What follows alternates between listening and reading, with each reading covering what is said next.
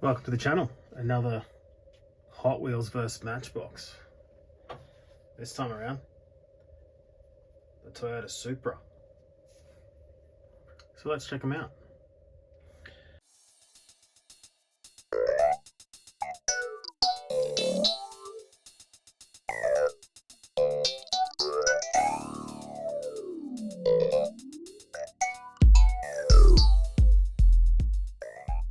So in real life, this is the JDM muscle car. Not really famous for anything, except for later in its life it just became a big horsepower car. Roll racing, even drag racing, I guess. Most of that's based around the JZ engine, not the car itself. Making it, well, that engine is legendary. But in the diecast world, I guess the popularity would be Fast and Furious, and that's where the Hot Wheels version comes into it. But before that, Matchbox had a Supra. So this is a pretty big casting again from Matchbox. The date on the bottom says 94, so 1994. So that's when this would have been first cast. I'm not sure if this is the first version of this car or not. It's definitely the best. Like the FDR X7 in Matchbox, it had some really crappy paint jobs. I've actually customized a couple of them. I like this casting. I do like Supras. They're just one of those cars, unfortunately, like a bit like a Commodore in Australia. I'm not sure what the American equivalent or the European equivalent is to that, but they get modified poorly. They get really bad offset wheels, just terrible wheels. They just get ruined. But anyway, 9 times out of 10, they're pretty bad. It's rare to see a decent Supra here in Australia, but the car itself, it's pretty cool. I mean, it's the Japanese Falcon hardtop, I guess. It's a tough, cool looking car. But we're here to compare Matchbox and Hot Wheels. Again, we are dealing with the lower end of the diecast spectrum here. These cars are cheap. Oh, should probably stick this one back together. I don't have a standard Hot Wheels Supra. I just realised that. Probably would have helped us, but you know, this one doesn't have any modifications to the body, so this is pretty much it. I did customise this one. I did do a little video on this. I put a link up the top there. Yeah, I think the Hot Wheels Supra is pretty cool in itself. It does have a huge wing on the back, which isn't a Supra wing. It's obviously an aftermarket wing, and the rest of the body kit is probably the same. I'm not sure, but it's similar to a Supra body kit, but I think it's a bit bigger than the factory kit, if there was a factory kit. It is a pretty small casting. It does have a pretty cool interior, which, like the Matchbox, it does look like a Supra interior, which is pretty good. It's got the Supra dash, the best they can do it, I guess, for the price. Yeah, with some small details, the Hot Wheels casting can be made to look pretty cool.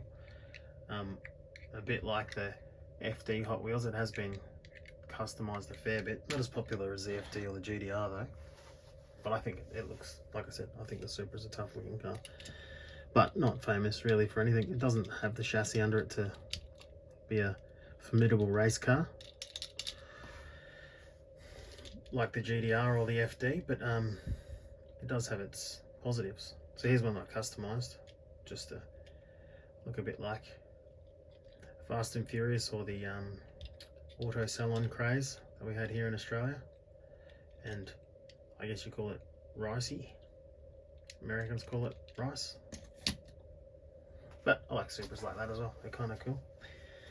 So yeah, that's the Hot Wheels Supra, Toyota Supra. They are based on the same year model, I think, from memory. And the Matchbox went with a much more stock casting and big. Like, this thing's chunky and it's heavy. Steel base or metal base, metal top. It's a big boy casting. but it's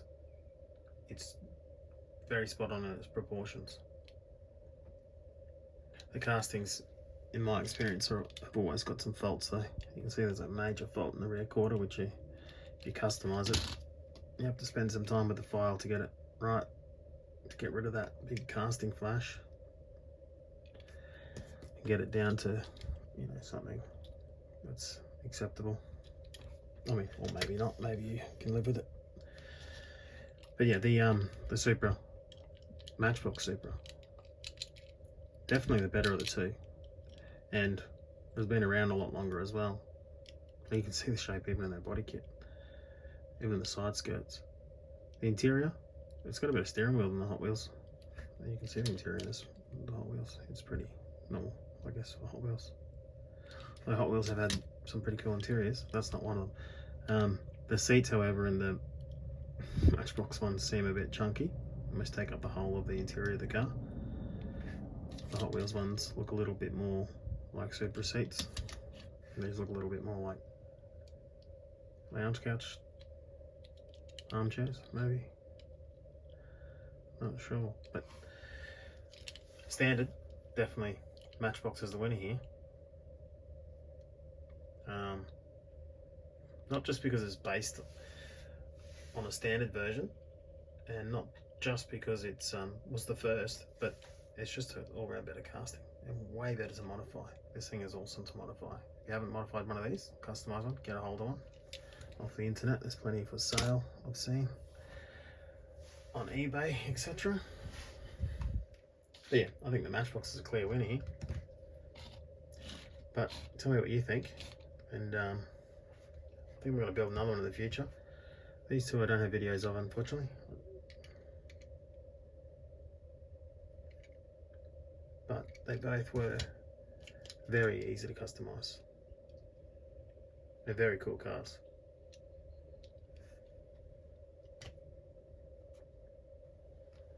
There is Hot Wheels Supra versus Matchbox Supra.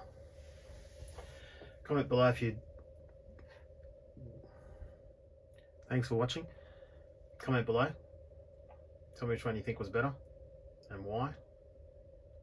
And I'll see you in the next one.